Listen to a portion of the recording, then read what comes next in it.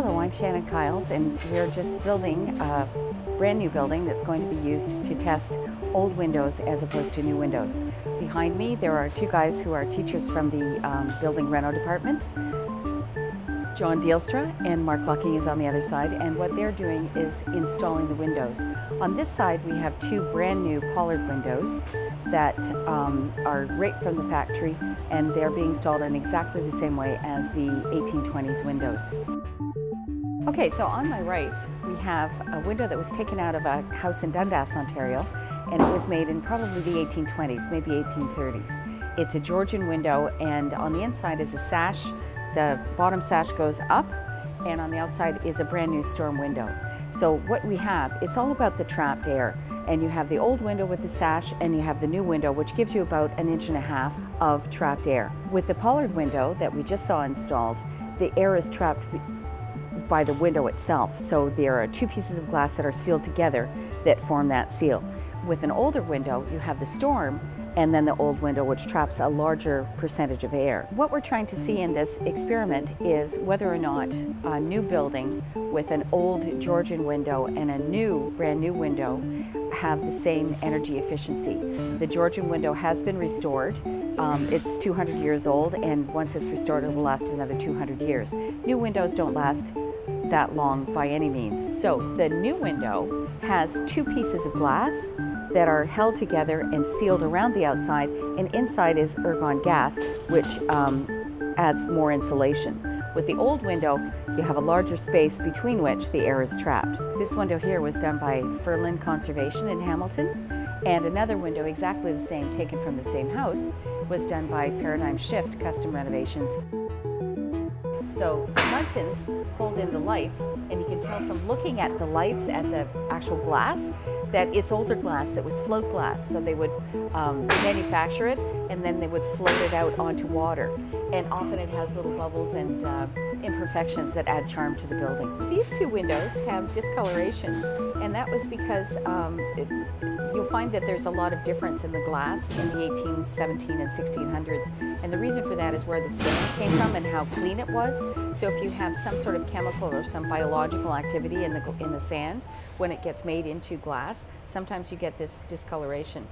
So what we're doing today, we're taking these restored windows and the Pollard windows, and we're installing them using modern methods. So even though this window is pushing 200 years old, we're going to install it using modern techniques. So we're going to shim it the same way, insulate it the same way, just as if you were having this window restored for your own project.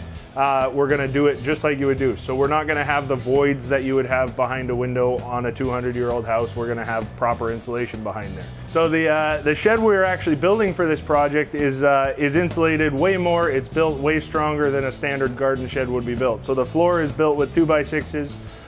Pressure treated, but it's actually insulated. So a standard garden shed, you wouldn't throw any insulation in the floor, but in this case we have R24 Roxol in the floor, R24 Roxol in the walls, and we're going to actually double that up for R48 in the roof of the building, which is going to give us a very well insulated shed. Again, definitely not what you would do in your standard backyard shed, but for a test like this, it's essential to have this built as if it were a home.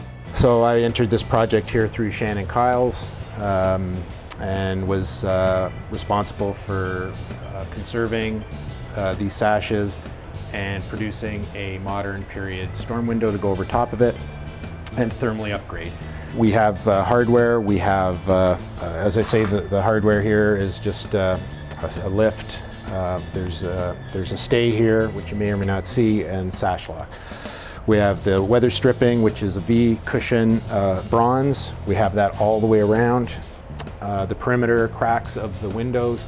We also have a feature here which we found to be historically appropriate. We found this at a historic site in Fort Henry, where the top sash actually, although this would have been, the top sash comes down, but originally, in most cases, this would be called a single hung sash system, meaning only the bottom part will move. This would be stationary up at the top, but we have these little flaps that come down, and you can see now you can get some ventilation through the top here. If you life cycle the costs of these windows, these have been in service almost 200 years.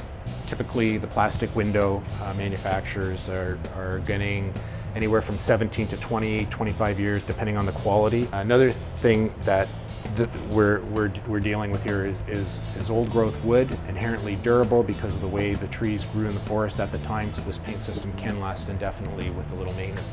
Versus the vinyl window, very toxic to make. Hi, I'm John Wilcox from Vitreous Glassworks. I've been a glazer for 30 years and I'm excited to see the results of this test today here at Mohawk.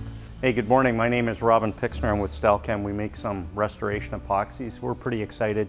My name is Sasha Knight. I'm the team lead for the Heritage Conservation and Restoration team at Archaeological Research Associates in Kitchener, Ontario.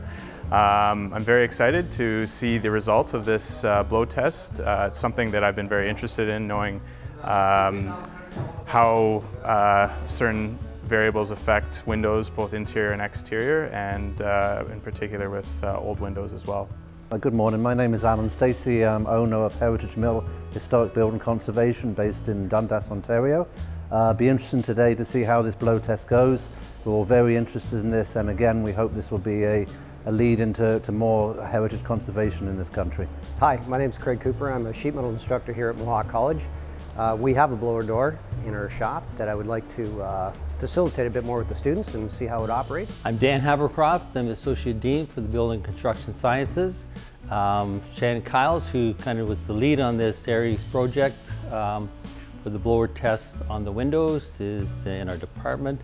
And so we're very interested to see the results of this, and also just the connections that we make with the community and also with the industry, how we progress on this. We're here today with a building that has been built to do an air infiltration test. It's commonly known as a door blower test, and this is the test that you do if you're looking to get an energy grant. So somebody comes to your house, blocks off the front door, and then blows all of the air out of the house to see how much leakage is coming in. What we're going to do is we're going to cover up 2 of the windows, the new windows, and test the air infiltration on the old windows. Then we're going to cover the old windows and the new windows to see what the baseline is. Then we're going to cover the old windows and uncover the new windows and do a comparison between the air infiltration on the old windows and the new windows. We did the air infiltration test with Green Venture, and the results were that the brand new windows that were purchased from Pollard, an excellent company, when it came to air infiltration, were almost exactly the same as the restored 1830s windows with new storms. So both windows performed almost exactly the same way. You can see the numbers. And there's virtually no difference in energy efficiency between the old windows and the new. So we did the air infiltration test to see whether or not old windows or new windows outperformed one another when it came to energy efficiency. So we tested old windows against the new windows using exactly the same test, and the same test that is used to determine energy efficiency of windows in a house. The results proved there was no difference at all. So when you have a set of old windows, there is no incentive to get them replaced because there's no energy gain.